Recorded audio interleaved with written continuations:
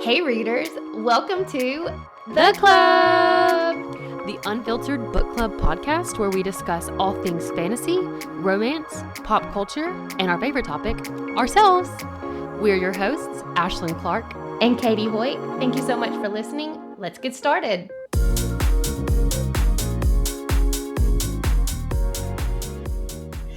Hello, and welcome back to the club. I am one of your hosts, Katie Hoyt, and I am here with the apple of my eye, the mother of my child, Miss Ashlyn Clark. Ash, how you doing? Doing good right now.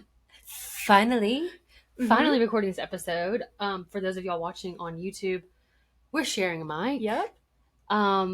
If you're wondering why that is, it's currently 4:38 p.m. We've been here since 1:20. Something like that.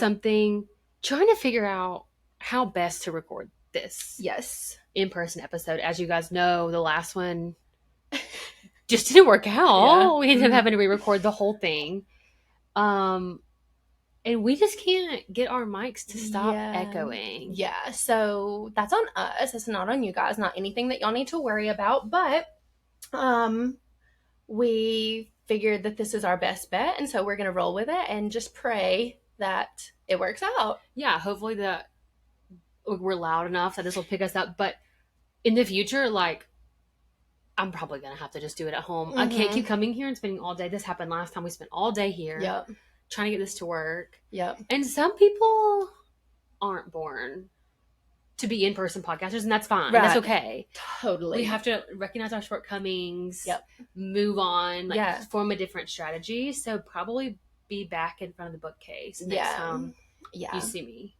We'll see. If this one turns out okay, then maybe we'll try to come back in person, but we'll see. So we have a feeling this is going to be a lengthy episode just because there is so much to talk about. Yeah, these books get so long so fast.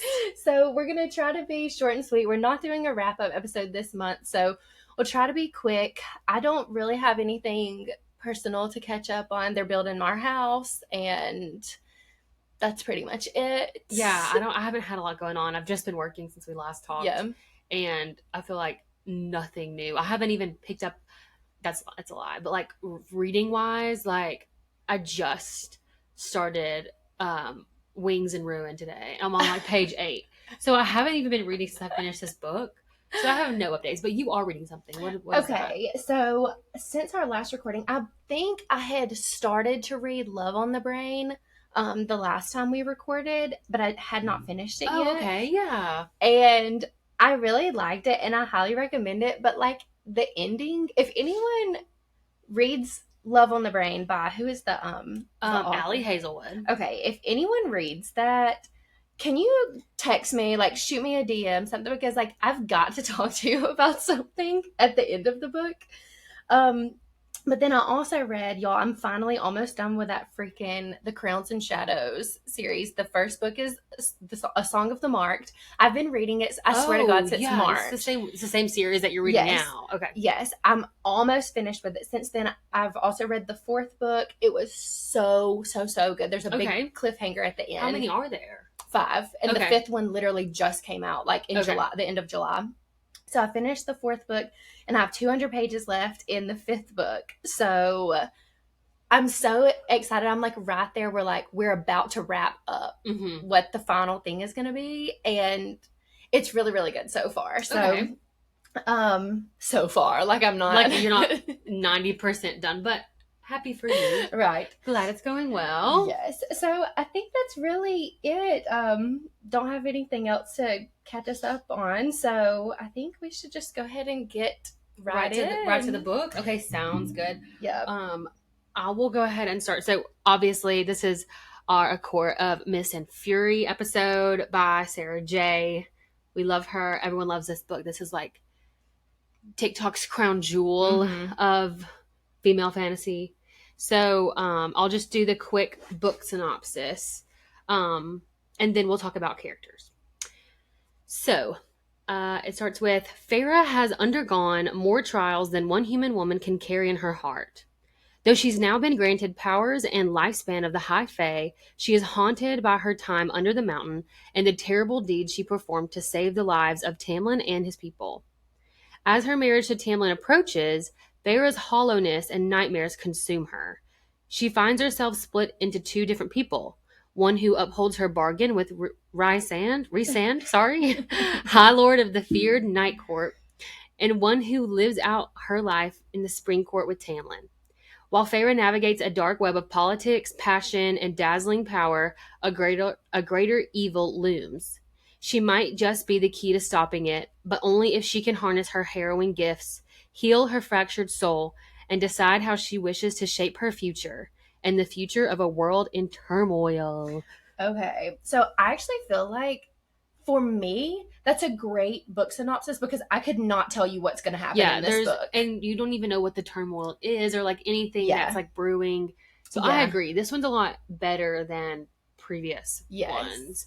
Maybe Sarah J is okay at writing because we said the same thing about that ACOTAR one. Like it did give some things away, but not a lot. Yeah. So I feel like a weight has been lifted because the last time we were tiptoeing around the big spoilers from this bullshit. My phone just fell.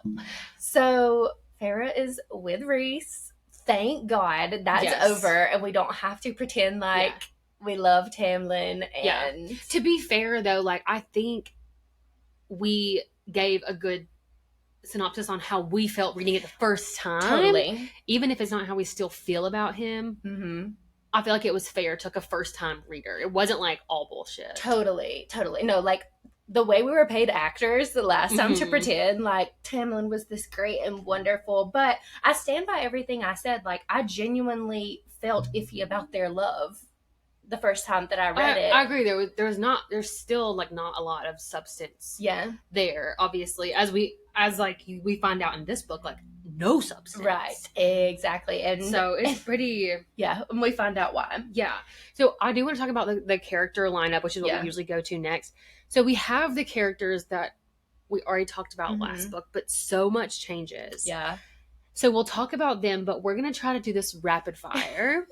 I will be timing us 2 minutes a person per character because there are so many new ones. That we can't just like not talk about them for 10 minutes each. Right. So then the old characters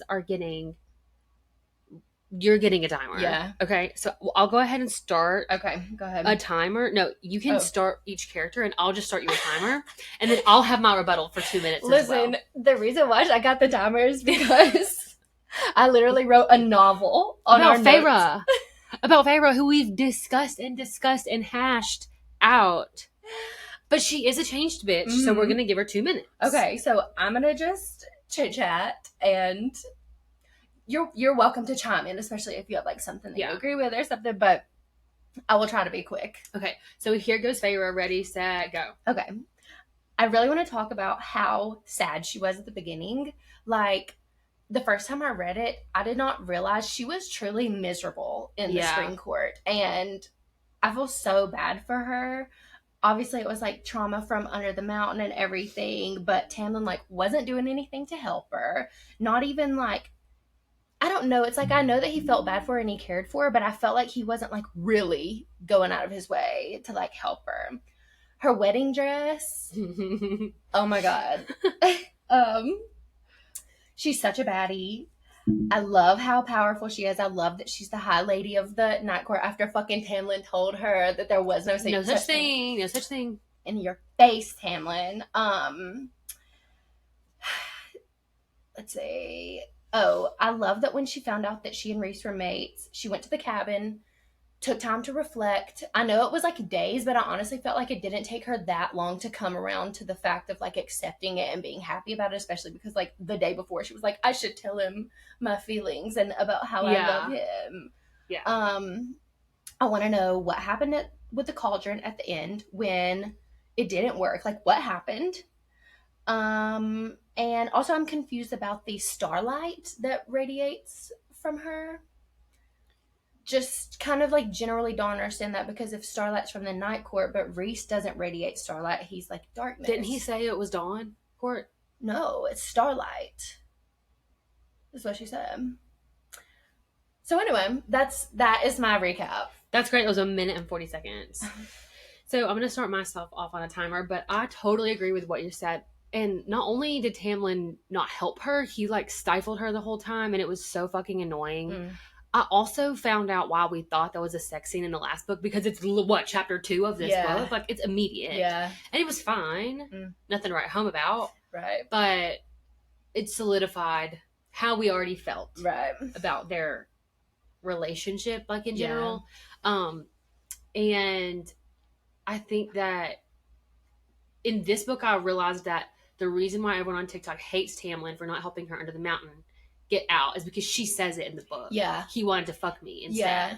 Yeah. And she's allowed to feel that way, but I still think it's a hot take. Yeah.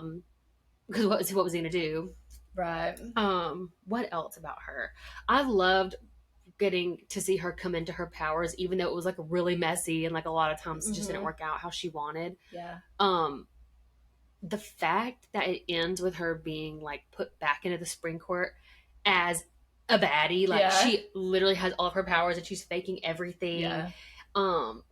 Like I said, I opened A Court of Wings and Ruin this morning, and I was literally on the 4th page, and I was like, wow, she's so different than when she started, and she's the reason why the 3rd book is so fucking good, because she's already she's coming to her powers. She's like very aware of like who she is, and I feel bad that like for so long in this book even she was like, I'm useless, I'm not worth anything, I can't do anything, you know. And so I feel like she gets over that by the end. But I love her so much. Yeah. Okay. But it was perfect. Look at us. Yep. Both under. I did have one last thing that I want to say. Okay. When I was reading the scene where Tamlin traps her in the house, I felt panicked. Like, yes, imagining myself in that situation. The first time I read it, for whatever reason, I didn't think. I thought she was being dramatic. This time, like, no, not at all. I would have. No, not even a little bit. I would have responded the same way. So, all right, moving on. So that scene, I will move on in a second. That scene was in my running for like my favorite scene, because I feel like it's the big change the shift in the plot. Yeah, like where this comes to be like. Yeah, and the Night Court Queen. Totally. I was very much looking forward to that scene, because obviously, like, second time around, you can't wait for her to just go, like, be a part. So I was, and more comes in. It's too good. It's so good. It's so good. Okay, who do we have next? We've got Reese next. All right, I'll let you start. Okay. Because I only wrote one word for this guy. So exactly. Okay, so I love the villain to hero. I love that we finally figure out what his motive is that we kept talking about last time. I forgot how scary the Night Court is made out to be, like, beforehand. Like, they live under the mountain, and it's like no one ever comes out. Let's see. So the first time I read it, I thought his motivation was going to be to, like, use her for her powers, because he suspected that she had everything. So he was just going to, like, use it to his advantage for whatever it was. I love that when Feyre, like, was going back between her visits to the Night Court, he was, like, telling her to fight against Tamlin. Like, when Rhys shows up to pick her up, like, the second time, and Tamlin's, like, yelling at her or whatever, he's like, you should fight back. Like, yeah, you don't have to deal with this. Exactly. I loved it. It literally broke my heart that he was away from his friends for 50 years. Oh my God. That's like something I totally forgot about until I reread. Yeah. That is crazy. Yeah. I feel so bad for him. Like, he's so strong. Okay, and then I had a couple funnies. I was dying that he tried to catch the cereal twice and he couldn't. Yeah, it was really funny. And then when Feyre, she has, like, the nightmare, and he goes and he has to, like, wake her up, and she has, like, fire claws, and she's like throwing up, and he's like, imagine them winking out like candles, and she throws up fire, like, instant, like, they go out.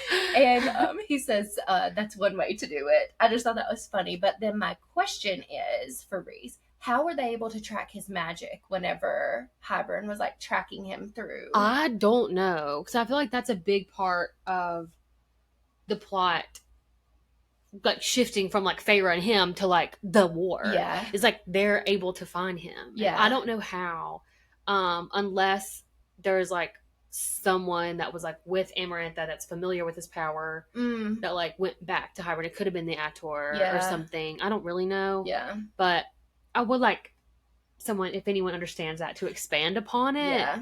Because I have that same question. The only thing I wrote for him is Daddy. Yeah. Like, he is everything I want in a character because he starts off scary. And if you don't start off scary, you're not going to impress anybody. Totally. So I like that he was like very playful with her from the beginning because she didn't really have that. Like a little bit with Lucian, but even then he was like confused by it. Yeah. So I think that like her having like an emotional outlet, even before she like trusted him and shit, was good. And then him like helping her read, even though I mean there was an ulterior motive, like we found out, but at the end of the day, like she's like now reading books in her spare time and like learning shit, and like I don't know, I just feel like even though he does often have an ulterior motive, it's also to the benefit of the other characters. It's very much Aelin energy. Like you don't really know why they're doing something, but it's already helpful before 100%. You find out. And Rhys always like knows stuff, like when they go to the bone carver, and he already suspected that like Feyre would be able to access or like work the book or whatever. He's very, very smart, and I think that's one thing that I didn't remember about him is like how calculated and understanding he is of like their whole world. Yes, totally. He is everything of the sort. He is everything of the sort. And so from Daddy to Tamlin. The anti-daddy. Do you want to go first? No, you can go. Why? Why do I have to keep going first? Fine, I'll go. Okay. Because I want to read mine, but then I have to do the timer as well. Okay. So if you want to time me, but mine's short. Okay, go ahead. So, okay, back to Tamlin on this time. I remember back in the day when I read these a year ago, I was so pissed at him. And then whenever I went back and read it this time, I couldn't really figure out why I was so mad at him. Because, yes, he's like very stifling, very much like I'm going to trap you and I'm going to do what I think is best for you, regardless of what that means to you. Yeah. And I think that that's not a good quality, but I also think he was a little bit misunderstood in that way. And then I got to the fucking ending, bitch, where he was like, yeah, I'm like trying to help Hybern because I think this is a good idea and blah, blah, blah. Like, you're fucking stupid. Yeah. Not only are you like actually the worst boyfriend in the world, you're fucking dumb. Yeah. And I don't know how much truth there was in Rhys saying that Tamlin knew that Feyre was going to have all those powers and wanted her to not be able to harness them. But I kind of believe it. Like, I kind of believe that he doesn't want to be challenged by whoever he's with. Yeah. And I fucking hate that. Yeah. No, I wrote the same thing. Like, big pussy energy. Totally. Was that all that you had? That's all I have. Okay. So I wrote pretty much the exact same thing. Like, last time I thought he was evil. This time I actually just think he is so stupid and also like manic. Like... Because he's obsessive. Like, he's so obsessive about everything. Yeah. The fact that he went to Hybern and thought that that was the correct answer to solve this problem, like, please just explore any other avenue besides that first. Yeah. I don't know. He's just an idiot. I also hate that he chose to ignore Feyre's message about, hey, I want to stay here. Please leave me alone. Right. He's like, no, I'll do anything to get you back. It's like, bitch, she doesn't want to go back. Oh my God. She has no interest in going back to you. And he obviously can't understand that. Yeah. But it's like, whatever. He's so stupid, but it works to her advantage at the end. Yes. But you can go back and fake that she still loves him and fake that she still wants to be in the spring court. Like, that is going to be so fun to watch play out because he genuinely is not smart enough to figure it out. 100%. So another thing, when you said that he doesn't like want to be challenged or anything, I also wrote down that I hate that she like wore dresses and had her hair fixed every day because he wanted her to. He liked that. Disgusting. Ew, that's so nasty. Like, I don't want to come off as like uber feminist, but like, seriously, it's clothes. Like, Yeah.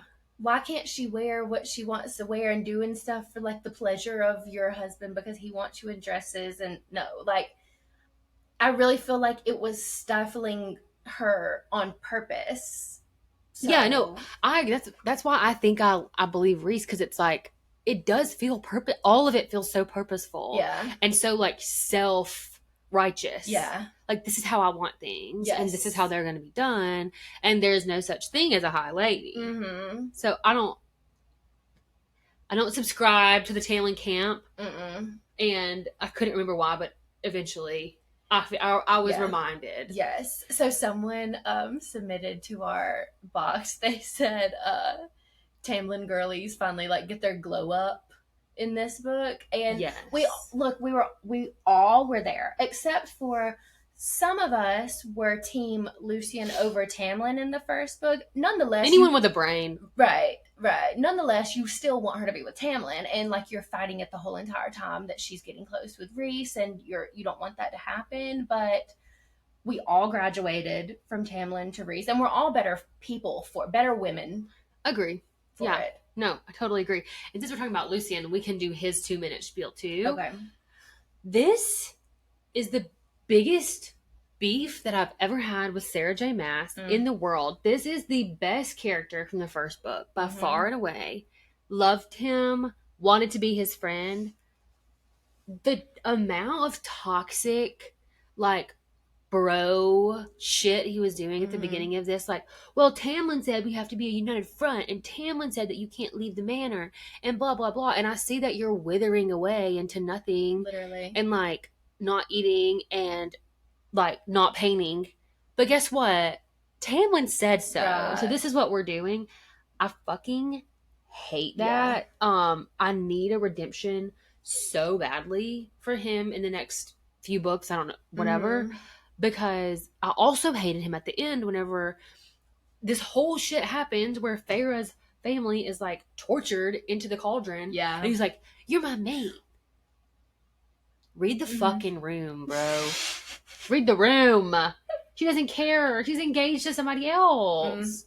She's had a tragic thing happen to her. She does not care about you. It was definitely, read the room. I don't know. It was just not the time or place. So I wrote virtually exactly that.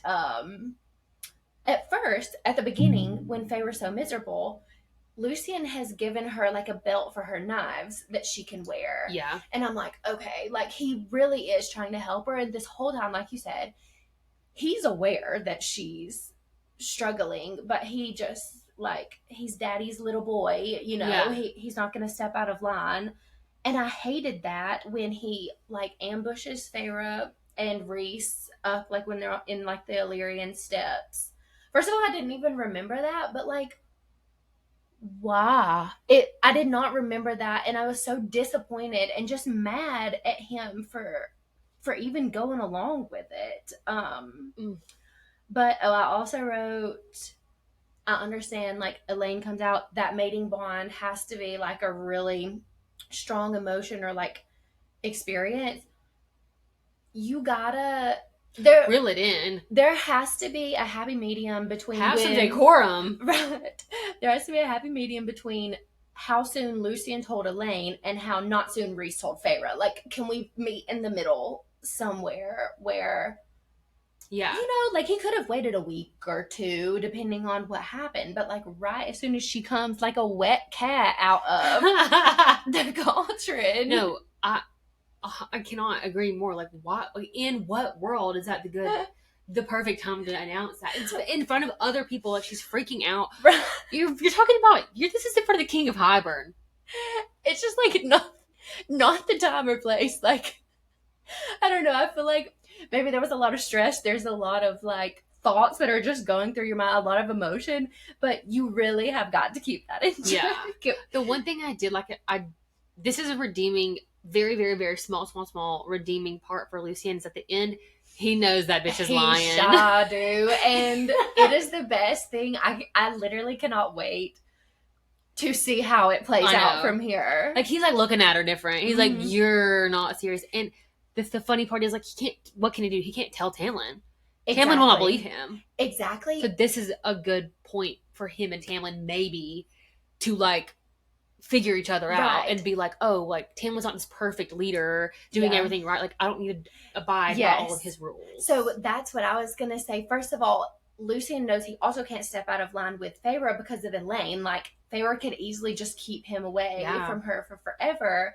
But also now we'll get to see, like, maybe what is Lucien thinking? Like, what's his whole take on the situation? Because if Feyre is actually working against them, he trusts Feyre, he knows her, he's more willing and open to listen. So we'll have to just see where he kind of lands coming up. I agree. I don't know. That's the only thing that like makes me kind of feel yeah.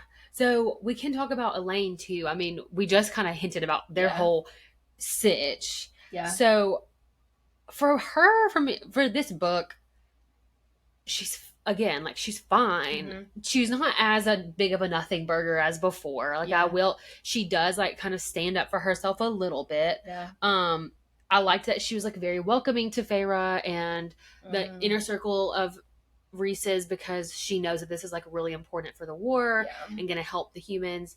I feel bad for her though. Like something about her is like very sheltered and unaware. Yeah. And like, I feel like that's a dangerous way to be if you're going to be, especially a human. But like, I don't know. I don't know how like being Fae will change her, hopefully for the better, but she's fine. Yeah, like she just needs to have like a quality that really shines because right now, I don't know, like she's a sweet girl. She talked Nesta into allowing them to have the meeting in their house. She like helped arrange all of that, but she still is just like meh. She's just one thing about Elaine though, I'm very happy because Hybern kept stressing that you have to be strong-willed to survive the cauldron, and she obviously did. Yeah.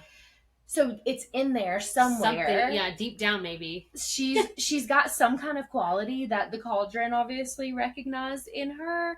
But yeah, the other thing about Elaine, this was the only like redeeming quality, is when they meet with the queens for the very first time.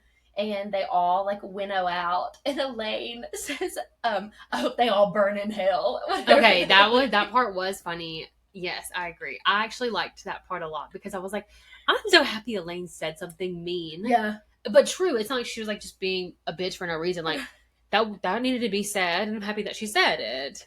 Exactly. So I feel like maybe we'll see more of that later. I wanted to see more of it already. Yeah, I'm tired of waiting around for her to become cool. Same. Especially as we've addressed before, like TikTok girls are obsessed with her. Why? Yeah, I don't. It's the math ain't mathin'. The math ain't mathin'. So, but I do think the rest of her family kind of makes up for her lack, and Nesta's like her opposite in the best way. Let's talk about Nesta. Okay. So, I would die for this bitch. Like, she is really so fucking funny.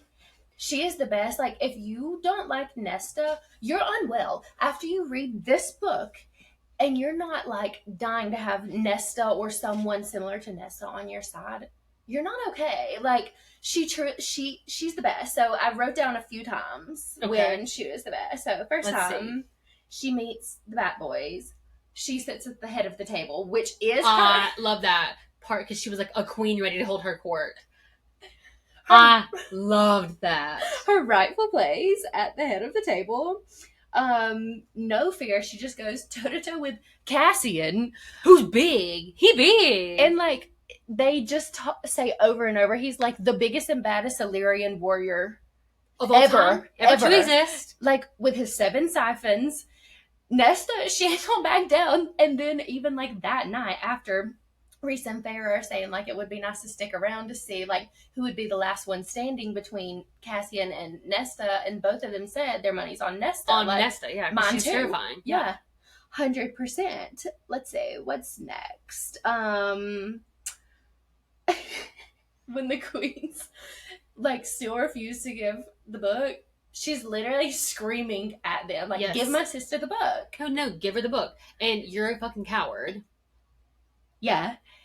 It's so good. I also wrote down, when I saw you wrote down that Hybern calls her the Hellcat. Yes. Like, I do agree that Nesta, like, really takes a turn for the best in this book. Mm. And it's so entertaining to like not even just like what she says, but how everyone else describes her the whole time. Like, she's fighting tooth and nail against these immortal beings holding her in the cauldron, trying to put her in. He's like, the Hellcat, if you will, like, fucking put her in there, but they can't because she's like literally beating their asses. And then even they put her in, and she's like pointing like, this. You thought this was a good idea. I'm gonna go ahead and remind you that it's a bad one. Yeah, and then even after that, Feyre says that when Nesta comes out of the cauldron, she felt her being different, and not in the same way that Elaine was different. Something else was different about her. This is the thing. Remember back in the first book, I was like, what is she? Who is she? Like, what the fuck? Mm-hmm. Nesta is built different. She surely is. She is. And I like literally love her character already, and it's because you forced me to see it to like start that way, because I think when I first read it, I liked this, like, I like feisty people, so it's like not like it's hard for me to see the good in her, but I was still holding a grudge from the first book. Totally, that makes sense. All right. We have one more that we'll touch on quickly from the last book, which I don't believe we even talked about the Suriel last time. Oh, right. We really didn't. Not much. But we absolutely have to talk about him just like sprinkling in. I don't know if it's a hint. I don't know what it is.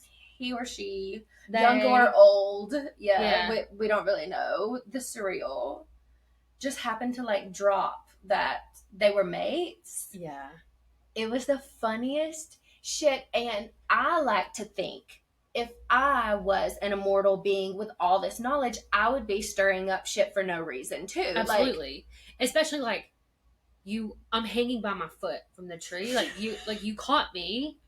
Like, I'm happy, and like the funny part is like he knows everything, or they know everything. Mm-hmm. The Suriel knows everything, and I'm only going to answer 2 questions. She was like, I have questions. And he said, you have 2. Right. Like, I can answer every question that you have ever correctly. Mm-hmm. But you're going to have to catch me again and give me a new piece of clothing. Exactly. Oh my God. Or meal or whatever. So, what's the word? Materialistic. Yes, like. Material girl. Because, and then like, when she's thinking about it, where the Suriel was like, stay with the High Lord. Like, he was literally never talking about Tamlin. Right. And who's, like, no one's really responsible for them not saying that. Exactly. Like, it's just so fucking funny. So funny. And, like, I don't know. Like, what a funny character, unassuming character to be the big plot twist. Right. And it kind of went from something like in the first book, I was so terrified, but now I feel like they're like kind of besties a little bit, Feyre and the Suriel. So I know. I feel like they really have a soft spot for each other now, and I hope to see more of the Suriel in the future. Truly, because if it's going to be this much drama every time, like, I need it. Yeah, I'm 100% there for that. So that's all the characters that we had from the old, or that have been in the book prior, mm-hmm. but the new ones, we kind of just go in the way that they're. Well, actually, I think Katie ranked them. So the first one we're going to talk about is Cassian. And I want Katie to start, because I know that this is her thing. Okay. I am obsessed with this man. And I love that immediately from like the first time that Feyre comes in contact with them is when they've just gotten into Valeris. They're in the townhouse, and Cassian and Azriel are knocking on the door, like yelling at Rhys to let him in and all of this. So like immediately you get their personalities. But one thing about Cassian, first of all, I did not remember or realize, or I don't know, compute that the Illyrians' ears are not pointed. I forgot about that. Yeah, I love that. I hate that. Because I want them to be like high fae. I did not even I don't know why I didn't register like they are lesser fairies. Yeah. That it's not the same thing. But she also says that his hair is black, and like, no, it isn't. In my mind, it's brown. What is it? Yeah, it's brown. Okay, like just dark brown. Yeah, just like dark brown hair. But his hair is definitely not black in my mind. And also in all the like fan art, his hair is brown. So I feel I feel like I've seen him with brown. Yeah, collectively hair. We've all agreed that he's dark brown. Yeah, exactly. Okay, when Feyre calls him or says something about like Lord Cassian, and he spits out his drink. That is so motherfucking funny. Because she doesn't know. Like, obviously you see this hulking man walk in. He's part of, like, the elite people of the Night Court. Like, you just assume that they're all lords and ladies. Yes. That's so motherfucking funny. So funny. He, like, spits his drink all over Moore. Like, gets it on her dress. I was literally howling at that. His backstory, like, so sad. I could literally kiss Reese's mom on the mouth for like letting him stay. Me too. Like, that is so sad. And I hate that they like try to sabotage their friendship so many times at the Illyrian camp. It's just like really sad. But I'm happy that they like are back together after so long. And you really don't feel like they ever missed a beat. 100%. They're just back together like nothing ever happened. And I love that. Yeah, me too. But I feel like, Cassian is definitely carrying around some trauma from always being told, like, he's not worthy and, like, he's a piece of shit. He's just, like, a bastard, whatever it is. Like, that has to eat away at him. Yeah. But I think that helps him whenever he starts training Feyre to be more assertive. Like, you can do this. Yeah. Like, you probably feel like shit because you used to be a human and everyone's always told you're not worth anything. But, like, truthfully, we're going to train and you're going to get good. And I loved whenever they trained and she was like upset about something and then he was like trying to joke with her and upset her and then he felt bad. I feel like he's very aware. He seems like he's like a really good friend to everybody. He's a bit golden retriever-y for me. Like, I know that's like so crazy, but like sometimes I'm like, he is really sweet. Like, he can be, and I feel like he has not a soft spot for women, but like, I feel like he can read the room. Like, even when they're training and Feyre gets like so upset and she kind of like blacks out, but she's punching the like thing and her hands catch on fire. Yes, they burn through the gloves. And he literally is waiting there. Like, you can keep going. He was just going to take it for her. He's very good, and I like that about him. But sometimes, like, the things he says or the things that he does, like, are more like for attention sometimes, and I don't love that. So, kind of like counteracting that, when he meets Nesta for the first time, and he just like pops the fuck off on her for like them making Feyre hunt whenever. I actually did love that. She deserved every single fucking word that came out of that man's mouth. I love the dynamic between them. Like, I love that they are just like at war with one another. They don't know each other at all, but then he's still like, well, I would come protect you guys, even though like we're constantly at each other's. I was crying when she gets so like mad that she starts crying, and he walks over and wipes the tears. Swoon, literally. Yeah. He's a good one. He's so good.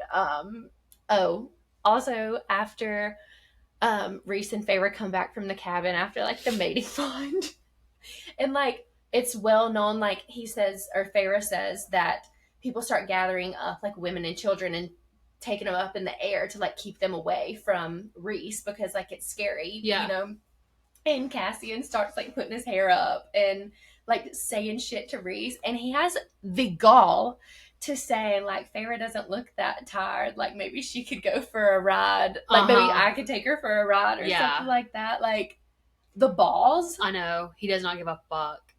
That's actually one of my favorite things about him.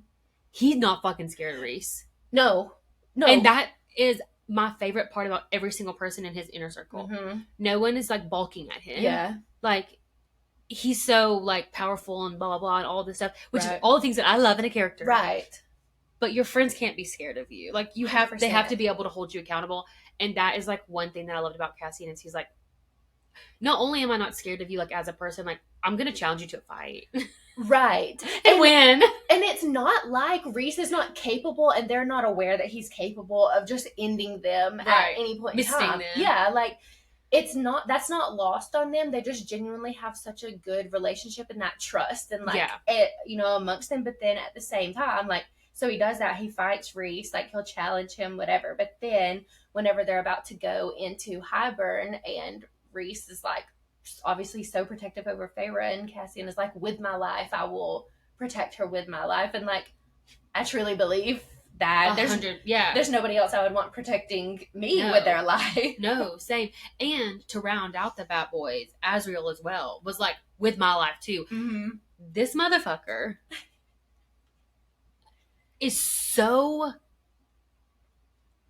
a mystery to me. Yeah. Azriel. Mm-hmm. He does talk in the book more than I thought. I remember thinking he was also a nothing burger. Yeah, like, same. He's just kind of a shadow singer. I think his powers are sick. Same. I think all of like what he does for the war and like the intel and everything is like so cool. Yeah. But he does have a little bit more personality than I actually remembered. Same. Because like he kept talking and stuff, and then he would like be the one talking at dinner, and I was like, I don't really remember this from him. Okay, so I was thinking the same thing because I remember like I loved Azriel, and people are like on TikTok, people are such Azriel stans, and I kept thinking like, we must have known something about him at some point in time because I have like warm feelings toward him, but I didn't remember him saying, and it's not like, I mean, like, you've got Cassian who like will not shut the fuck up, and Azriel who like kind of like picks and chooses when he wants to speak, but he does speak, and you get to know his backstory even more than Cassian. Yeah, really, which is like so crazy that I forgot that. Yeah, same. But I like Azriel's character. It's just I like again I think him and Cassian both have that like complex where they've never been good enough. Mm-hmm. They never have been accepted to society and blah blah blah. He needs to own it. Like, he's a badass. He has all of this. He has just as many siphons as Cassian. Yeah. He's huge as fuck. He, like, has the shadow. No one else has these fucking shadows. Right. You just need to, like, own it. He's just, like, so humble that you're like, please be the slightest bit arrogant. Yeah. Like... And I love that you kind of have like the juxtaposition between Cassian and Azriel. Like they're so different, but I love that. I can't remember. I think maybe Reese describes them. It says like Cassian may be a brute, whereas Azriel is just like ice cold rage whenever he gets mad. Like whenever they catch the ACOTAR and Azriel, he's scary. Yeah, exactly. It's like he's sneakily terrifying. Yeah.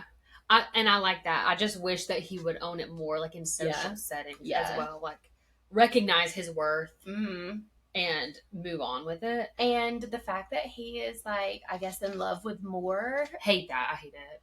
I hate that as well because why are you pining after this bitch after all of these years? Yes. She was not going to give you the time. She's still not giving you the time of day. Exactly. She's not giving you any reason to do it. Like, if you're still protecting her because you're her friend, that's one thing. Right. But pining after her? Absolutely hate it. And you would have to think that after spending 500 years together, if there was going to be some kind of, like, mating bond. And I know that not everyone, like, adheres to the mating bond. Yeah. That some people just don't. But, like, I don't know. I do feel like it's a desire of them to marry or like be with the person who is their mate. So I don't know. I hate that. Like, don't get me wrong. Moore is an absolute queen and she's worthy of someone as amazing as Azriel. But like, it's just, I'm over it. Let's talk about her because from the moment she waltzed in there, love her. Like, she's so welcoming and open, but she's also like not as I guess golden retriever-y as like you'd think. Yeah, she's like very strong-willed. Yeah. And you can just like tell. Yeah. But she's still like very nice to Farrah and like wants her to feel comfortable. And I just like, she just needed that. Yeah. Because the other people in the spring court just like never really treated her that way except for Lucien.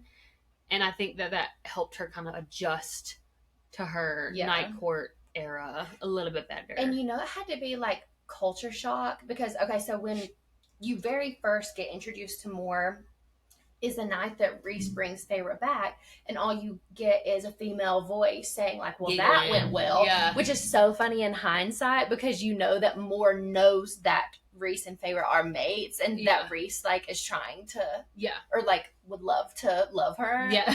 But it's funny because like Moore's just picking at him, but I was scared at first. I was like, who is the female, like, especially because you only know such terrible things about the Night Court. I'm like, she's got to be evil. So then it had to be shocking to Feyre when she meets Moore and she's so nice and like she means it. She's not just like she's not like using it to like get to her or anything. So back to what I said about I don't like that Azriel's like pining for her or whatever. I hate that for his character. I love it for Moore's character.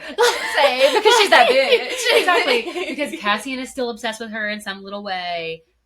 Azriel will literally never let it go. And she's dragging them to, what's it called where they go dancing? Oh, yeah. I don't remember. But yeah. Like the club, basically. And like, taking other dudes home. Hilarious.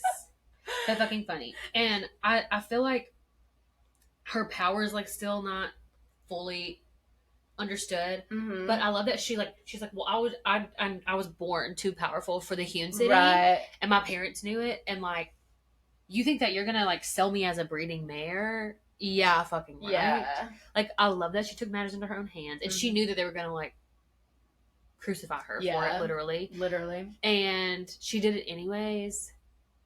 She's an icon in every single way. Yeah, no, I completely agree. I love that she, like, her powers that she was showing were so, because I don't remember if she had like brothers or something, but I know that she says that like her powers were just like way more than what anybody else had, which makes like Rhys's inner circle just like all together is insane. Like the fact that all these people have come into his life and he has them like surrounding him.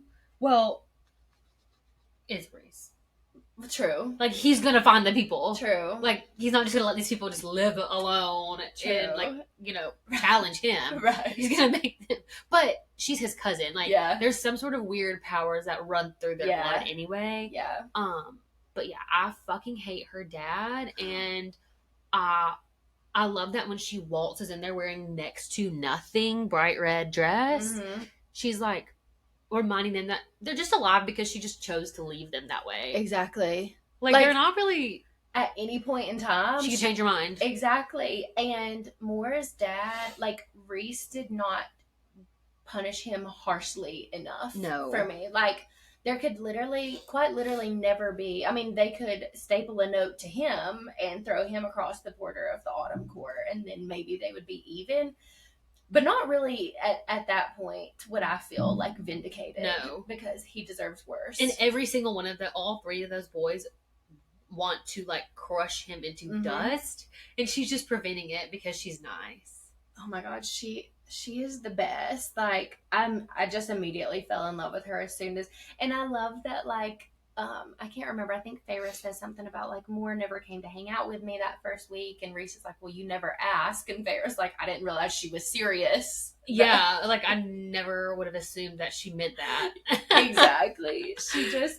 Oh, one thing about Moore, I love that Feyre says that she wants her sisters to meet Moore, so that they can see that you can still be kind and warm after hardships. That like wrecked me a little bit because what Moore went through was so fucking terrible, traumatic, and evil, and like being poor and living in the slums and like not knowing when you were gonna eat again. I know for a fact that's so hard, but it kind of feels small potatoes compared to absolutely compared to what she's gone through. Yeah, exactly. Yeah, so I agree. I think she's like definitely a nice introduction to the women of the night court, because the other woman of the night court, and literally just for lack of a better word, woman, Amryn, a fucking legend, icon, queen, love her so much.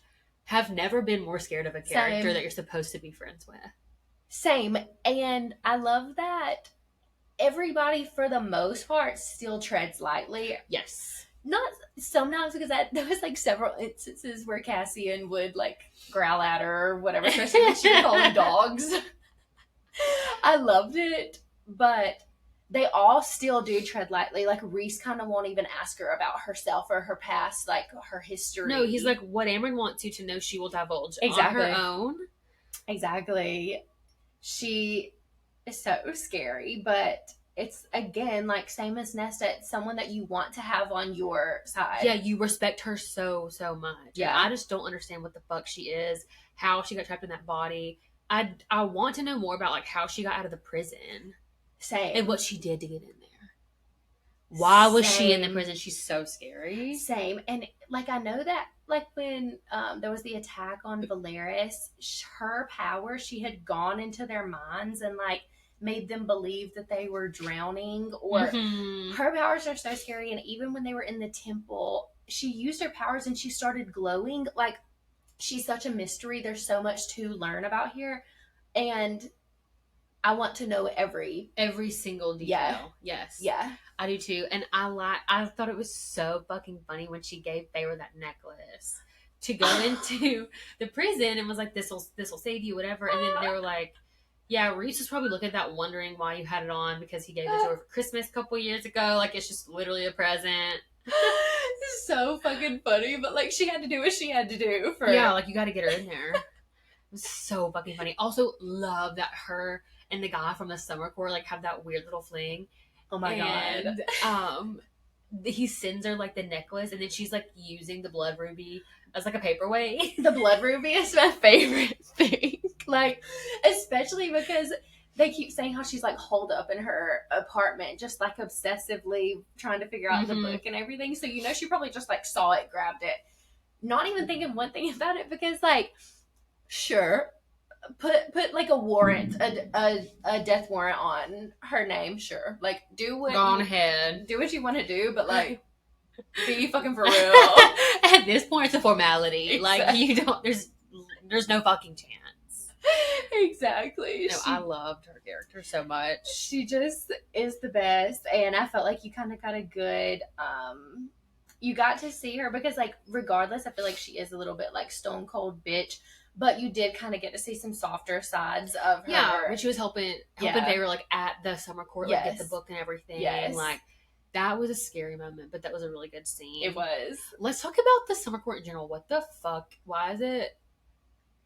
It's just like the sea court. It's not even like really summer. Yeah, okay. So I was actually thinking the same thing, but I feel like the only thing that people really associate with summer is like it being hot. Okay. And like you go to the beach. So I feel like that was really like all that she had to play on with that. Like even even with like the dawn court, what do you do for that? Or like day, it's just sunshine. I don't know. Like, I feel like she had to draw a theme from. Yeah, that's true. From somewhere, which I absolutely loved it, and I love like the mental images that I have. Yeah, and it's cool that their powers are like the water and everything. Like, that was really cool. Yeah. So what about Tarquin? I think you liked him, right? I loved Tarquin. Like, I just felt like he's like just a precious gem of a man. It's crazy that he is only 80 years old. Like, yeah, compared to like millennia. Literally, it was crazy, and I felt like Rhys kind of went into it like, obviously they know that they're gonna have to steal from him, and everybody kind of feels bad for it and everything. And Rhys is like, he's not what's the word I'm looking for? Just kind of like inexperienced. Like he not naive, but a little bit. Like, he just kind of doesn't know how far people will go to get what it is they need. And he quickly found out that people can turn on a dime, which I hate that, because he and Reese have such like a shared vision for. I know. That's what I was gonna say. Like, I love that he has this vision for his court, but also like Prithian as a whole. Yeah. And I feel like Reese and him would be such good allies. Yes. And it's sad that like they have to do this to him. I know. I just feel like he's almost like a little kid. Yeah. And I think his character is like fine, but I think if once he gets a little bit more hardened, he'll be more intriguing. Totally. And but this is part of that. This will be a hardening event. I mean, surely all the other High Lords have gone through similar, if not worse. I mean, definitely worst experiences to shape who the High Lords that they are today. But I really want him and Reese to like be friends if they can get past. I know, yeah. Like, I feel the exact same way. So I also love that Reese says that like because Reese is the most powerful High Lord, like he has such a target on his back, people are always gonna like hunt him and want him dead. Whereas for Tarquin, it's not really the same. Like he'll live a relatively drama-free life, and I love that for him. And I completely agree with Feyre when she said he would be easy to love. Like if he's single, I am interested. You know what I mean? Like he sounds gorgeous and sweet, and yeah, I loved him. Good. Hope we get more. Yeah, I want more from him because I want to see him take more initiative and be like, I don't want him to be like corrupt or anything, but I want like more. Yeah, and he's gonna have to like put his foot down on something. Yeah. Like he's gonna have a show of power. Yeah. Yeah. So I look forward to Me too. To seeing that from him. So my hope is that like he will be on the opposite of Tamlin's in the Spring Court side of whatever this like storm that's brewing. 100%. Because then that gives Reese and him like a chance to be like allies, even though they have like a little bit of a rocky history now. Yeah. But the Spring Court can get fucked. Let's talk about one of the worst people in and of the Spring Court, and I'm probably pronouncing her name wrong, but Ianthe. I say Ianthe. Okay, I did Google it and it said Ianthe, so I think you do pronounce the E in some way. I know that when I speak it out loud, I'm saying the I, but it doesn't normally come out. It kind of comes out like it starts like Yantha. Yantha, okay. Anyway, the bitch is terrible. Awful. And she has to go. Here's what I am confused about, or just like curious about. When Tamlin and Feyre and Lucien get back to the Spring Court after Hybern, and Tamlin is like, which now I'm just talking about Tamlin again, but he's like, I need to go have a conversation with her. What do you mean? Why aren't you ripping out her fucking throat? Like, she betrayed you. So, because she wants more power than you. Mm-hmm. She wants the priestesses to rule. Yep. What kind of conversation is to be had? I truly don't know why Tamlin still even allows her in the Spring Court in general. Yeah. Because now you're allied with Hybern. Mm-hmm. Knowing that, Ianthe is going to literally do anything in her power to capitalize on that still. Right. And if you're so in love with Feyre that you're going to burn down the ends of the earth to get her back, you should kill her. Right. Like, that should be your show of your last stand of love for Feyre. 100%. She should be dead. And after knowing like what she did to Reese, and obviously Reese like dismissed her, it makes you wonder if she's done that to Tamlin, if she wants, or if she had a motive at any point in time to like try to get with Tamlin to like marry him, because obviously the bitch is power hungry. That's all that she wants. It's all that all of them want, which is crazy. So I thought when I very first read this series, I thought she was cool at first. I was like, oh, she's so different. She's like one of the priestesses, and she's like has like a different view of everything. And she was Feyre's friend a little bit, right? And I was like, oh, she's hot. She's like with Lucien. She's always all these other guys at the party want to hang out with her. Like, she's cool. No, she is just conniving as hell. Yeah. And I know that I'm mad at Lucien right now, But she better keep her little paws off of him. I'm mad about the Reese thing, but Reese is like the type to be like, bitch, get the fuck out before you end up as a miss. Right. Lucy is not really like that. And she better watch her fucking back. Yeah, because I will slit her throat. Yeah. I would have already. Me too. Tamlin has no reason to speak to her. Like, throw her on her ass. That's what I don't... What do you mean have a conversation? What's there to say? Besides, get the fuck out of my court. You're not welcome here. Never come back. No, I never want to see you again. And, like, I don't know how this will play out, but, like, do you think that maybe he can't kill her because of now him being on Hybern and Jurian's, like, side? Because they still are like, teamed with her. Because, yeah, she's allied with them for different motives, but they're still all the same. Allegedly the same side. True, because if he kills her, I mean, I don't know, like, how you have to think that Hybern, she is serving as an asset to him. Yeah. Maybe with the priestesses, or I don't know, but yeah. Yeah, she might be off limits for him to kill, and that could be part of it, but I don't really know. She will be lucky to make it out alive from that court with Feyre back in it. If Feyre don't burn the bitch to the ground, I will. I want to see her dead. I want to see her dead and literally put up on a post for her sisters to see. Mm-hmm. Oh, yeah, God. Same. So, speaking of Hybern / Jurian, what were your thoughts? I'm so fucking freaked out by Jurian. I can't even explain it. Same. Like, the backstory, like, started to make sense to me again. Like, once I read it, I already am still questioning it again. Like, what exactly is going on here? Especially with the new, like, Draken and what was her name? Miriam. Mm-hmm. There's so many different parts of this puzzle, and Jurian freaks me the fuck out. Especially because at one point in time, he was merely an eye and a finger bone. So, and a human before that, right? Yeah. And I don't know, like, the entire concept obviously is foreign to us, but also to them. Like, they don't understand how he was brought back and everything. Yeah. This is my, like, beef with Jurian. As a human, I don't understand how any other human, it's so easy for them to, like, kill him off. And I understand that, like, initially Reese was sided with the humans, like, in the war, and so he wouldn't have killed Jurian because he was, like, a general or whatever, like, leading the human side of the war. So Reese and he were allied.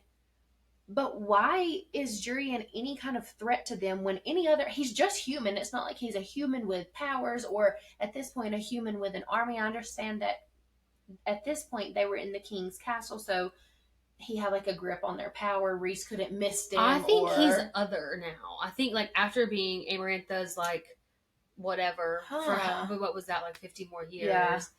And then now they, like, brought him back. I think he's not, like, purely human anymore. He's, like, some kind of weird mix. It reminds me of Harry Potter whenever they, like, bring the Dark Lord back and he looks like a snake. Like, he's, like, not really how he should look. Yeah. And so that's kind of how I think about him. I think him, like, old and, like, the whole concept mystery to me doesn't make much sense. Like, I don't know.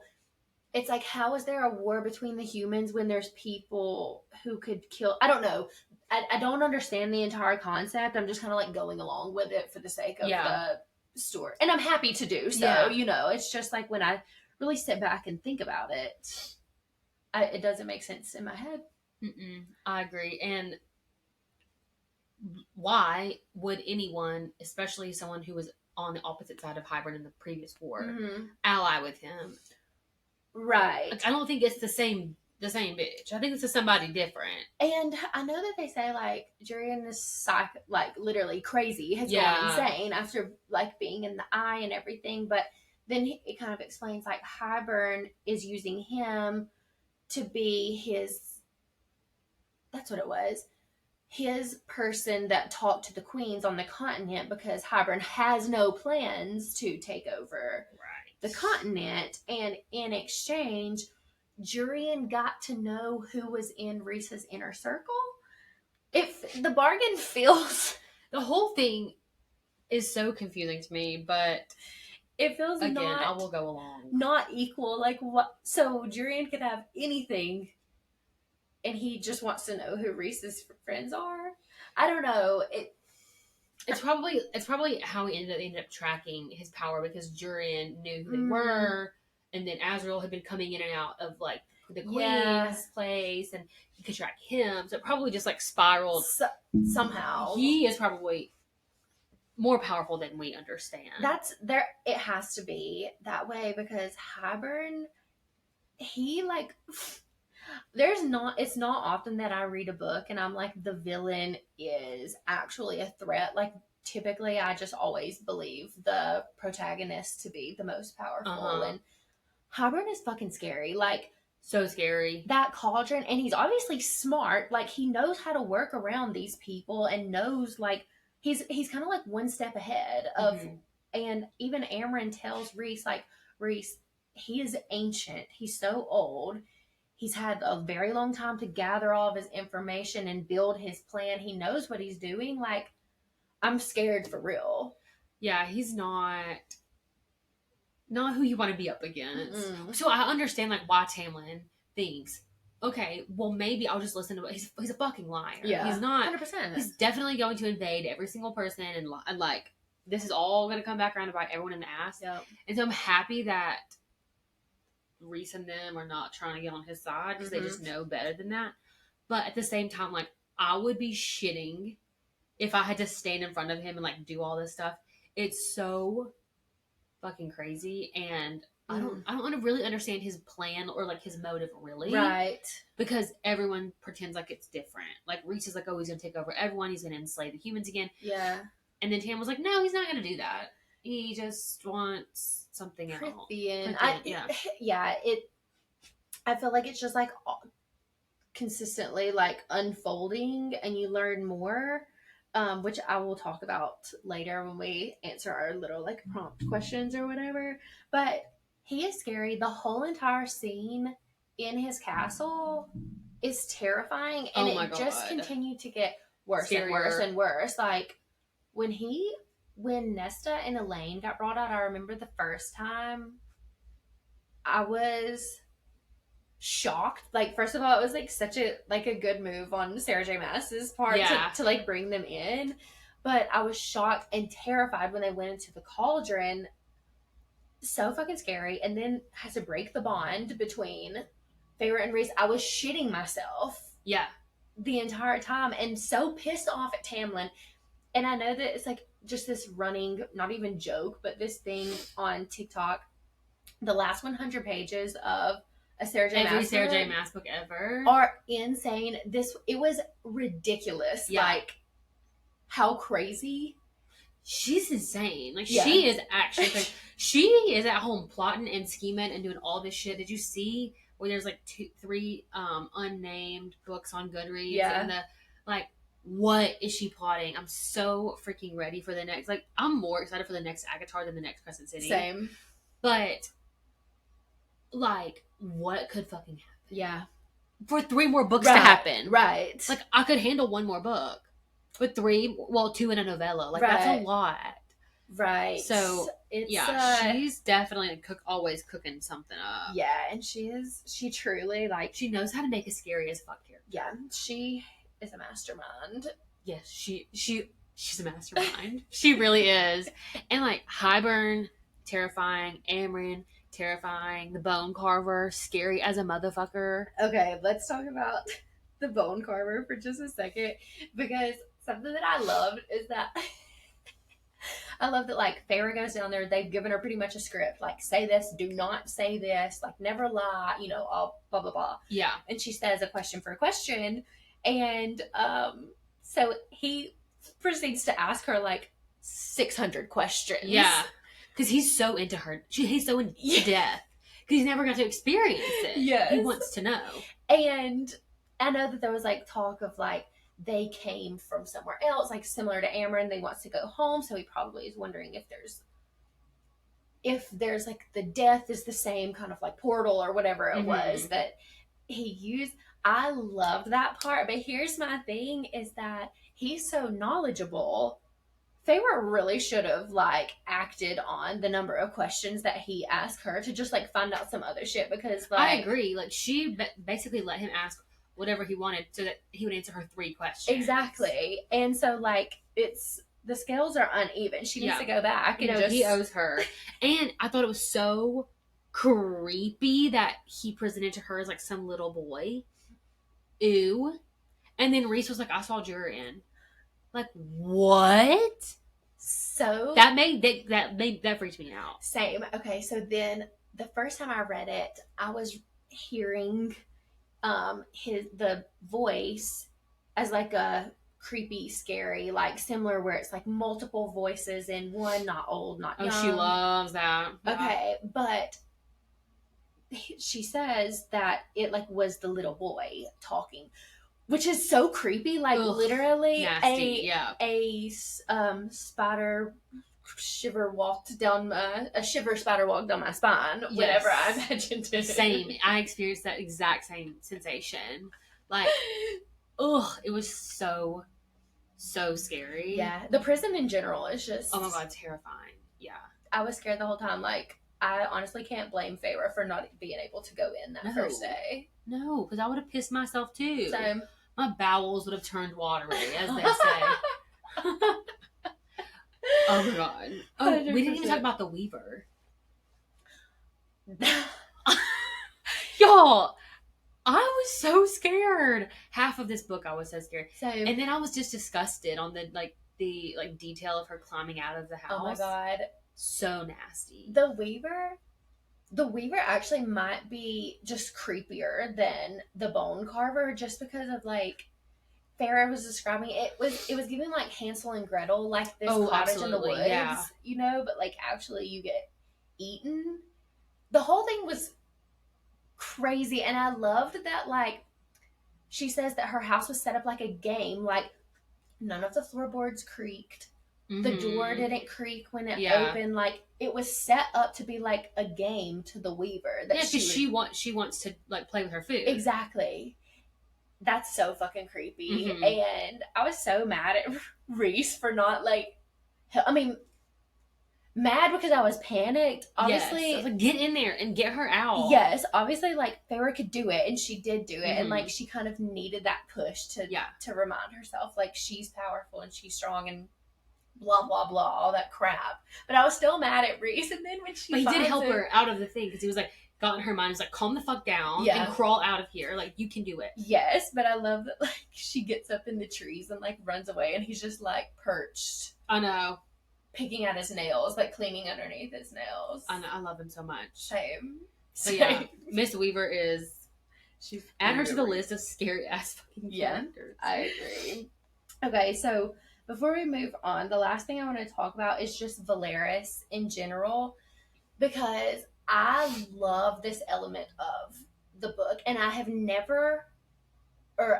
read any other books where there was this kind of like same thing where it's like a hidden away city that's like being protected. I haven't either. And I love it. I thought it was like so sick and so badass, and I genuinely felt like that justified so much for Reese and why he had to like put on this mask. Yeah. Because he's protecting something like of such value. But it shattered me when it got invaded. That is something that like gutted me too. Yeah. Like it was like there are certain things that you can accept as far as fatalities go, like in a book. But this is like the future of Valeris is now unknown because now Hybern knows where it is. And it's been protected for centuries and centuries, and no one's ever known about it, and he can tell whoever he wants. And it's just like really, really fucked up because this is what him and all of his ancestors laid their lives on the line for. Literally. It gutted me, and those fucking bitch queens. And I had forgotten that like you hate the golden queen so much, and then she turns out to be the one that gave them the book. Yeah. I completely forgot about that. I wanted at the end when they're like dipping everyone in the cauldron, I wanted to see each queen go into the cauldron and die, like not make it out because they're not strong-willed. No, they're not strong-willed. I agree. They have the wrong intentions. I think that if they would have put like the young one in there, she would have just like literally withered away as, like, I hope into so. like some like I don't know old bat. I really like. I would love to see it. Same. And I don't know, the queens, like, they can all burn in hell, as Elaine said. Except for the golden one, and it makes me mad because you don't really have a chance to like her. Like, pretty much she gives them the book, and then it's like almost next scene is the attack, and she's impaled on the light post. Yeah. R.I.P. to a real one. Yeah, she sacrificed. So, ugh. God, yeah. Was there anything else that we needed to discuss? I don't think so. I think we can move to our next little segment where we do our prompts. Okay. We can start with playing favorites. Tell me your favorite character. So, I genuinely cannot pick a favorite character, but I love the dynamic of the inner circle, and I'm mostly talking about, like, leave Reese out of it, just like the others, because I feel like you don't get their characters without getting the dynamic between them. Like, that to me is my favorite. Is them. Yeah. That's my favorite thing. Like, the banter that they have with each other, but at the same time, like, they are ride or die, literally, for each other. That's just, like, my favorite thing. I love that they are literally family. They are. I loved that, like, the first night that she went, she was so nervous. Yeah. She was, like, thinking that she was going to this formal dinner, and it was, like, family dinner night. Yes. And I don't know. I just, like, they are such a breath of fresh air. Yes. To Feyre, but also to me as a reader. Like, yes. Just to have normalcy between people. Totally. Because so many times in, like, fantasy books, it's so serious, which granted it is, because it's always like war or something, but like the fact that they can just take a step away and laugh and like cut up with each other and joke around and poke fun, it really is like so refreshing. And them all getting to like dance together and hang out on Starlight. Oh my god. Oh wait, one thing, I don't know if this will ever mean anything, but at Starfall, Starfall, I call it Starlight. Yeah, I didn't even realize. And it says that Cassian and Azriel were speaking to a stranger. Like, I felt like she kept like reiterating that it was a stranger. Who is that? I don't know, and I don't know that we'll ever find out. But like, it was bothering me. Me too, because I was trying to remember ahead. And I was like, I don't recall this stranger ever being significant. Same. But why are we still talking about it? Same, but she brought it up a lot, didn't she? A couple times, like at least 3 times. Yeah. So yeah. Okay. I'll be on the lookout. I'm glad you brought that up because I would have forgotten and like not looked into it in the Pink Book. Yeah. My favorite character, I also didn't choose one. Moore and Reese. Yeah. Like they're unparalleled. Like I love them so much. I don't really have anything else to say because I feel like we already hashed it out. Yeah.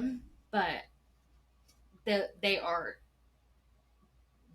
best. They're the best. Yeah. No, I completely agree. I don't have anything else to say, but yeah, it's just a breath of fresh air. It's nice to have multiple favorite characters. Yes. In a book. Yeah, the first book was like there was no contest. Yeah. There was only one good character. Exactly. And now it's like everyone's great. Like even the ones that like you listed the whole inner circle, like they're all the best. Amazing. Yeah.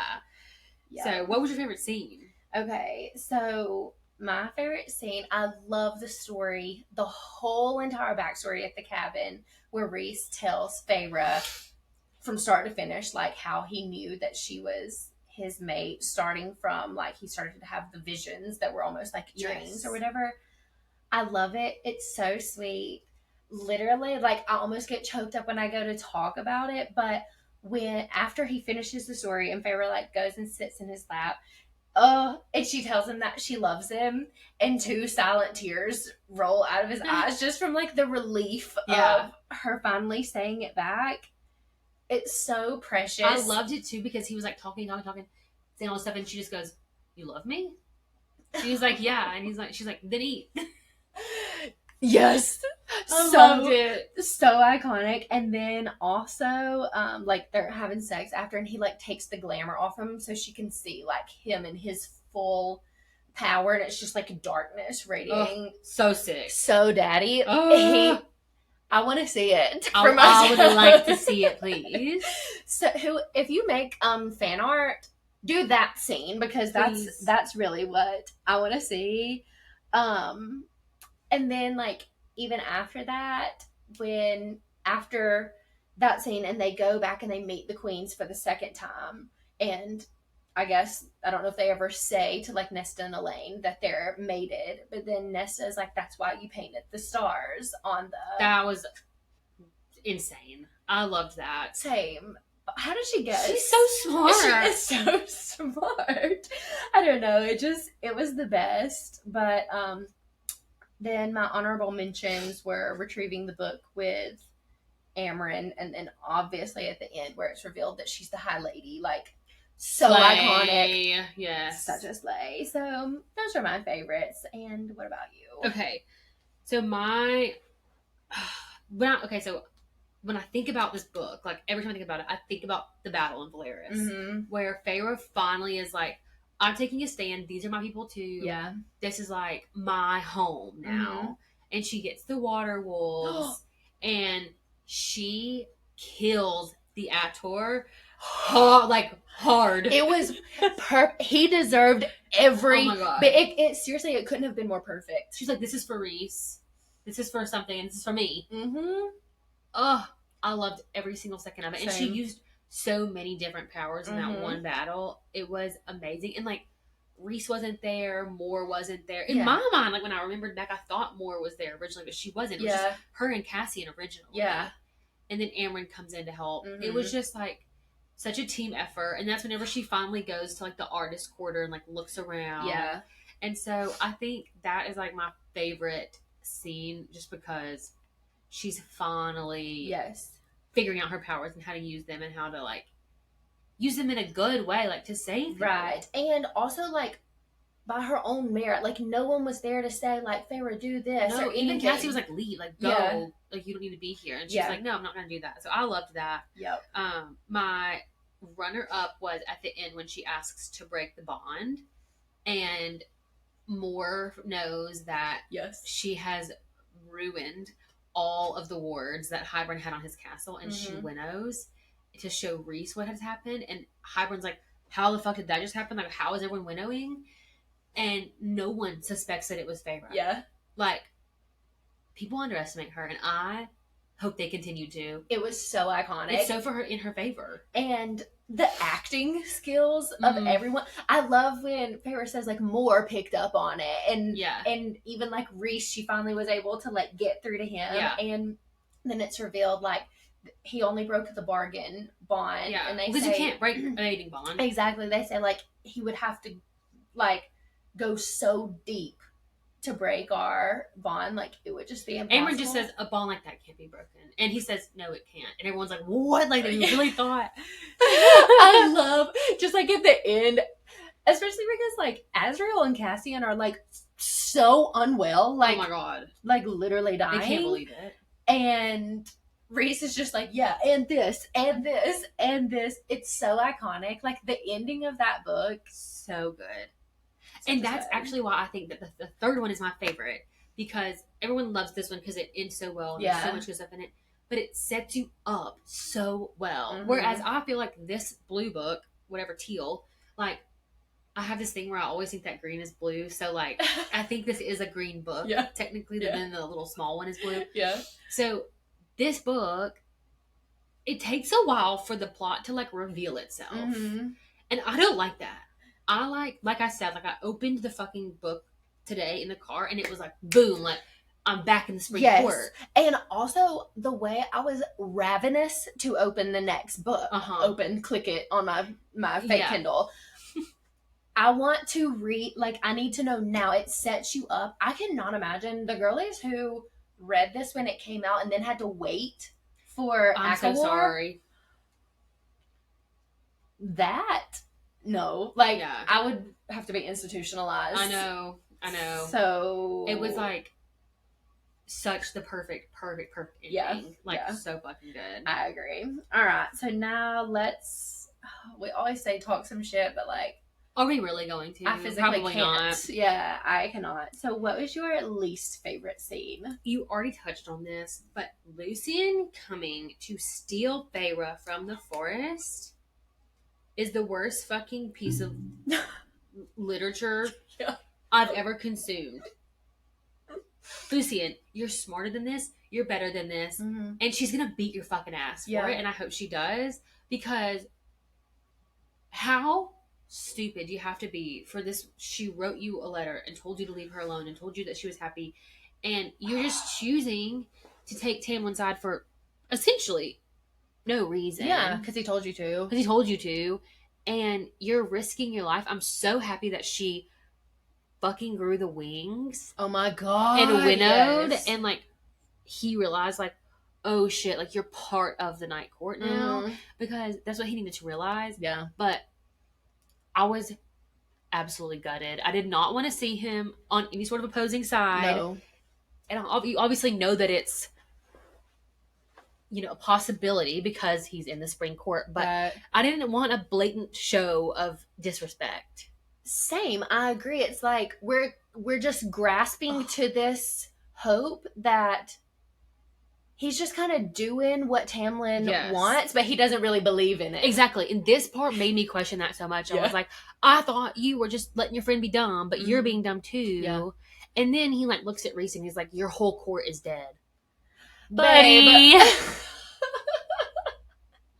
Again, a man who is alive because Reese has decided that it should be that way. Like, be fucking for real. Be so serious. Like, you're not serious. Mm-hmm. Yeah, no, like, it...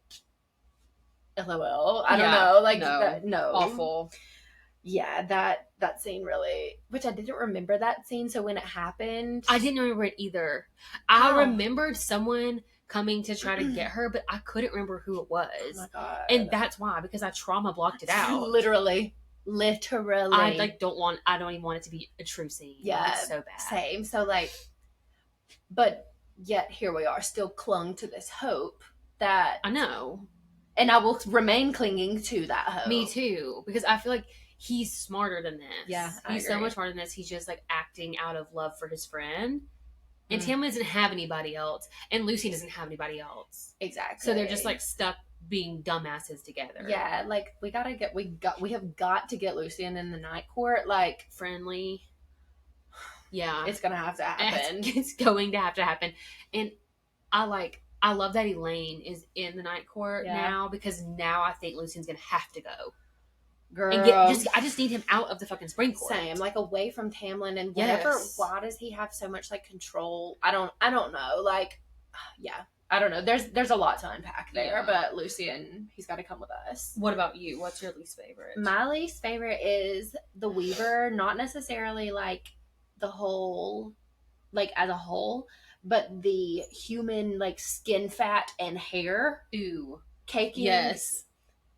It literally, like, made me nauseous the first time that I read it. This time I was expecting it, so I could kind of, like, have my blinders on a little bit more. That's fucking nasty. So Sarah J. Maas is mentally unwell for even dreaming that up. Like, that's so disgusting. It's disgusting. I hated that. And then, like, they go back to the fucking House of Wind that way. And then Amren's like, here, I'll just clean you. She's like, no, I can still feel it in my bones. Like, I needed to, like, bathe. That's one of those where, like, no matter how many times you bathe, it wouldn't, come off. Like, you would have, like, a complex about, you know? She is now a germaphobe. And rightfully so. I would be, too, after having human fat on me. Oh, it's disgusting. Okay. What is one thing about the plot or the book in general that you hated or would change? I hated how Reese became so possessive after the mating bond was like sealed into place. Yeah. I know that it's like a feral beast thing to do, whatever. But like for Cassian to just say, like, poke fun at him, to be clear, Cassian knew what was going to happen. Right. But I hated that was a thing. And then there was another part where she was smiling at Azriel and Reese, like, growls. Yeah. Get a fucking grip. Yeah. These are, and he's like, I'm so sorry. And it's like, get it together, It's tighten it not up. Tighten it up, because Mr. Most Powerful High Lord, like, we know you have it in you. yeah, rein it in, control it, leash it. Yeah. And like, also, Mr. flirts with literally fucking everyone to get what you want. 100%. Oh, we didn't talk about this, but him and Feyre being so jealous of each other at the summer court is so funny, because she's like so pouty and upset. Yeah. She's been on a date with the Tarquin for all day in front of everyone. Literally. Said in front of them that it would be easy to love him. And Knew they could hear him. Like, but then you're pouting on the boat because Rhys walked off for an hour. For an hour. The whole last hour she didn't speak to anybody. The queen of drama. 100%. Yeah. It's not great. And also, it felt a bit inconsistent to me because she's like, or Rhys is like, it can last like up to a week, or maybe even says weeks. It seemed for Rhys to only last the afternoon. And generally speaking, Rhys is like a passionate and like doesn't half-ass things. Yeah. I don't know. I just felt like one little hour-long squabble with Cassian did the trick. And I don't know, like, is it gonna be that way or is it not gonna be that way? Because I don't know. That's the thing. Like, if one little squabble can help you leash it, why couldn't you just leash it? Right. To begin with? And like, I get that it's like all funny, haha, for the bros, because they're like, this is, your torture that you have to deal with now. Right. But for me, as a reader, I'm like, y'all were so, like, you guys are like rooted in trust and confidence in each other and like all this stuff. Right. These are your best friends. They should be allowed to like smile with their other friend who is now your mate. Right. Without you like snarling or doing whatever it is that you're doing. Yeah, I agree. It's not like Rhys's best look. No. But it isn't. Oh my god, at least he didn't fucking lock her in the house. That's after true. that. There's like pros and cons. We're gonna let him have it. But 100%. What about you? What would you change, or like what do you hate? Okay, so I hate that she painted the cabin. Like, I'm so happy you brought this up. Look, I brought it up last time. I don't love that she's got the painting thing. Like, I genuinely don't love it. After Under the Mountain, when she lost her desire to paint, I was like, thank God. Because I genuinely cannot. Of course, we go back. I'm going to throw up. When she continues to name these paintings that she would do, like the Fallen Oh, I hated that. I literally cannot stand that shit. But her painting the fucking cabin, and I saw some bitch posted on TikTok that was like, the people who are mad about Feyre painting the cabin without permission. And she literally thought she ate with this. Okay. She's like, Rhys painted Feyre's body under the mountain without asking. So, like, shut up. It's like, that's not the same fucking thing. It's not the same thing. He did that with the purpose, right? To protect her. She just did it. Like, it's not even about the disrespect. It's because I fucking hate the painting. Like, that's so fucking weird. And the fact that they're all into it, like, they show up and she's painting, and they're like, oh, she's like, I'll paint my eyes over there more. I literally despise. Like, are you not embarrassed? That's the thing. Where's the embarrassment? That's the thing. I hate it. And not only that, but like, how is that advancing the plot in any way? Okay, symbolically, you got to think about it. I don't want to. Okay, for the sake of the podcast, so that we know that you're a literary queen. Right. It literally symbolizes her like coming back into herself because she realizes that this is the right thing for her. But why couldn't she just paint on the canvas? Why couldn't she just paint on canvas? I don't know. Why does she have to paint in general? Like, why can't something else be her thing? I agree. I don't know. Like, I genuinely feel like, now I'm getting like deep into my personal psychology, but I feel like because I'm an Enneagram 1, which goes to 4 when you're like stressed, 4s are the like artsy, creative kind of person, and so I hate that about myself. I hate when a bitch wants to paint. Like, why do you need that creative outlet? Do it differently. Like, I don't know. I can't stand it. That's what I hated about the book. So fucking funny. But I also like, I hated her painting a cabin. Yeah. I thought it was so childish and weird. Yeah. And like, then they come home. This is like their cabin that they've used for years and years and years, like hundreds of years. And now you just waltz in here and paint shit all over the walls. Paint it a color. You want to paint all of the walls a color. Yeah. You don't have to do like the doodling and the art. Oh my god, I hate it so much. Yeah. It's truly like, I wouldn't change much about Sarah J. Maas's books. This is yeah. I would a special case. It's so, for sure. It's so stupid. So well, anyway. On that note, do you have any hot takes, like anything else like that you disagree with any more TikTokers about? Okay. Because that's our favorite thing to do. Totally. So the TikTokers give us content because all we do is talk shit about them. Okay, so I don't know if this is going to be like a hot take. It might be, because I've said like Sarah J. Maas is a mastermind. Like, the stories that she weaves are so intricate, but I actually think that it's too much sometimes. I can't keep up. Exactly what you said earlier with like bringing in Dracon and Miriam as a backstory to like a lover of Jurian's, but we also which is already like a backstory, right? We've not met these people, and also Jurian had a lover, Clithia, which was Amarantha's sister. Yes. You get so in the weeds.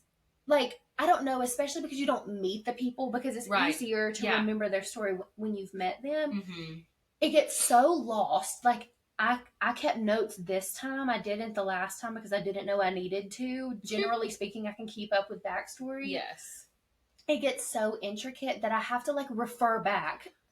I'm already forgetting like Dracon and Miriam, and like I know that like one of them was married to one person and then one person let them go and then they chased them, and then like I genuinely, information overload. Yes. It was unnecessary. Like, we were already gonna hate Jurian for being with Hybern anyways. We didn't really need more reason. Exactly. And especially they didn't even use Dracon and Miriam as the thing that they were gonna show the queens. Like, if you're not gonna use it, then why are we talking about it? Like, introduce it later if that's going to come in. Introduce it when you introduce them, if that's how it's going to happen. But then you also get confused because you have speculation about like people speculating on people's motives for things. But then sometimes that's not what happens. So then I get confused about what the motive was.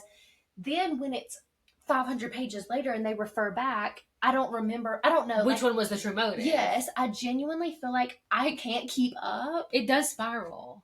It does.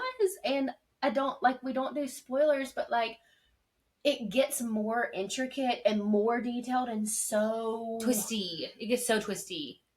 Like, I'm so glad that I'm keeping notes this time, because genuinely I would not remember this stuff. Yeah, later. I agree. That's one of the tough things about fantasy in general. Mm-hmm. And she does a spectacular job of making it harder.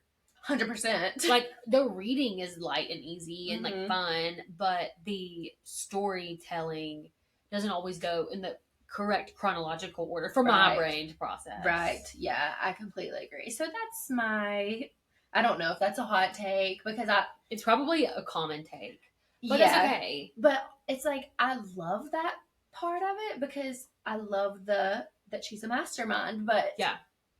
I know what you mean. I think if I like had a hot take or whatever on this book, I just felt like there should have been more time that passed. I felt like at every turn it was like, tomorrow we're going on this mission, and then we're gonna go and sleep for one day, and then the next day we're gonna go on this another mission. Yes. And I felt myself getting tired while reading it. Yeah. But then also for her and Reese's like love story development purposes, this should have been a 6 to 8 month timeline, which is what it feels like genuinely whenever you're reading it. 100%. And then you get to the end and you realize it's been like 2 months or 3 months. It's crazy. And I actually said this in my like review portion, but I cannot believe this book is only 600-ish pages. when you think back to all the things that happened in this book, it's insane. There's so much. And so for that to only have taken place, which from the beginning of the book until the end, there probably is 6 months because she was in the Supreme Court for a while. And then she does the thing with Reese back and forth for two months, right? But that gets brushed over so quickly. Yes, exactly. And so I just think, like, especially for the love story timeline, I needed more time for that to develop. Like, Feyre had such a hard time accepting that she even liked Reese. Yeah. And so for that to be like 3 weeks later that she's accepting the mating bond is really hard for me to swallow. And it's like giving 50 Shades of Grey where they're married in 4 months. You know what I mean? Yeah. And this was less. Like, they literally are married at the end. Yeah. It's insane how much happens. And just do the thing that Rebecca Yarros did and say, it was January. Right. Just pretend to skip some months. She would skip, but it would only be like, we didn't hear anything the whole next day. So it's like, great, we're 2 days ahead. Yeah, now. You slept and you showered.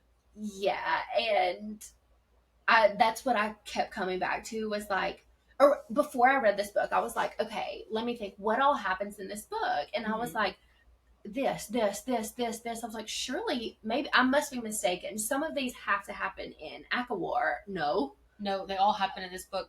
Every one of day. Them. And I kept getting to like a page number that I would be like, this thing must not happen in this book because we don't have time. Yeah, we did. Know. Yeah, the cauldron. That bitch will make time. She will make time. I don't know. Like the whole last scene, I could not believe how. I think it fit in like 25 pages or something like that.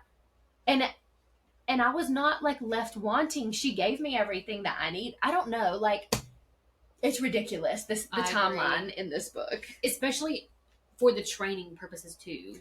Yes. The Illyrian warrior wasn't built in a day.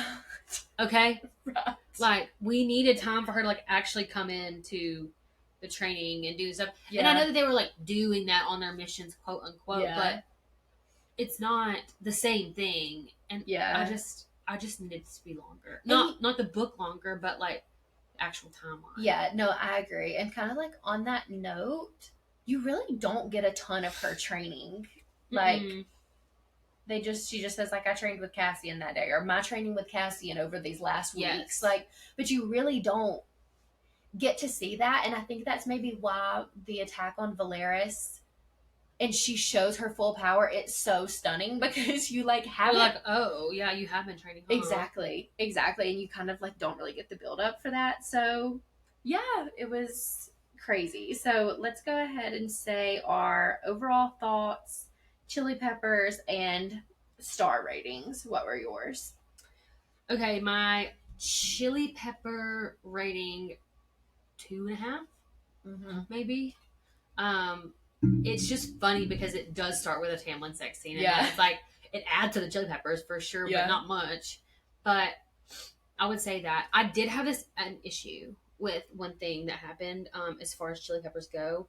And it was whenever, I think they were like in the motel thing where they like are sharing a room, the inn.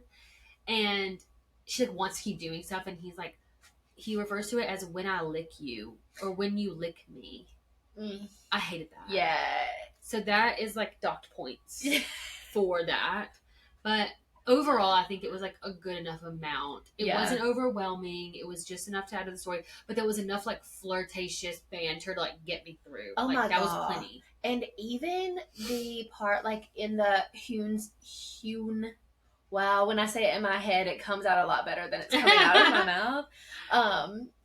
But that scene where she's like on his lap. God, that's good enough for me. That's so hot. It was so hot. It was so good. I think I said like 2 Chili Peppers for the book. And to be fair, like, that's kind of where my preference lies. Like the 2 to 3 mark is plenty. Totally. So I think that this was like a good amount for me. Yeah. For the actual stars of the book, I'm gonna go 4.5. Shut up. You're literally joking. No, this is a 4.5 star book. I mean, like, Ashlyn, shut up. You're joking. I will say this, like, with my chest, I liked it less the second time I read it. You know what I did too? But only because we don't have the surprise element. That could be it. That actually could be it. I'm sure the first time I read it, I thought it was the best book I've ever put my, my, like, you know. So maybe, yeah. Okay, 4.5 to 5. 5. Sure. And a half. Maybe so. Maybe with all of the surprises and everything, because that's so true. Like, especially, like, the story about how he, like, knew she was his mate.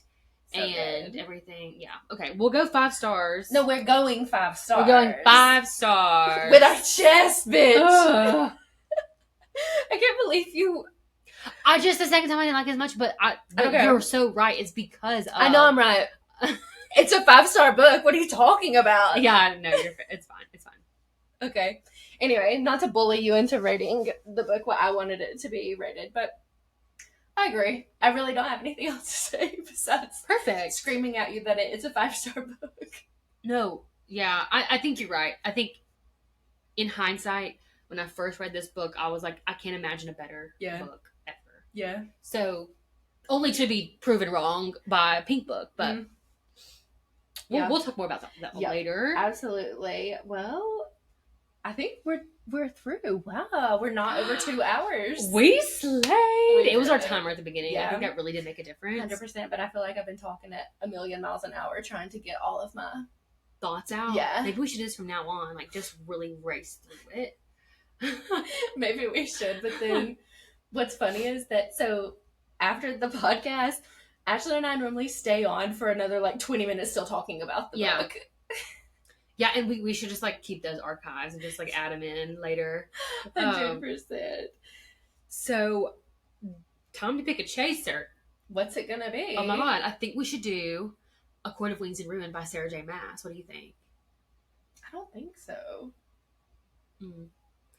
I don't care. That's what we're doing next. Okay, fun. So, that'll be next. And when I say I could not be more ready, again, I read 10 pages this morning and I'm lit up. Yeah. I'm like so excited. So if this is your first time reading, please like DM us or text me. Literally, I want to know everything that happens in your mind. Same. This is an open invitation and we say this a lot. Like DM us, please. Like we want to know.